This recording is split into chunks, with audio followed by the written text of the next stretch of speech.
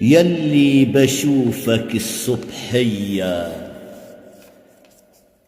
وبتنور الدنيا عليا، يا غالي عليا. فأنت التي تتفتح الزهور إليك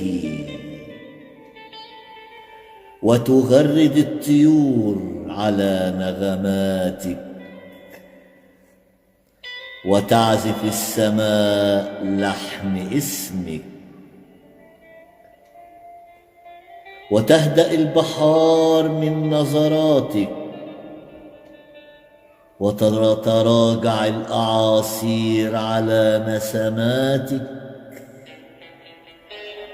فتصبح الدنيا كلها ملكي أنا، وتسكن السعادة قلبي أنا. يلي بشوفك الصبحية وبتنور الدنيا عليا، يا غالي عليا وحياة عينيا.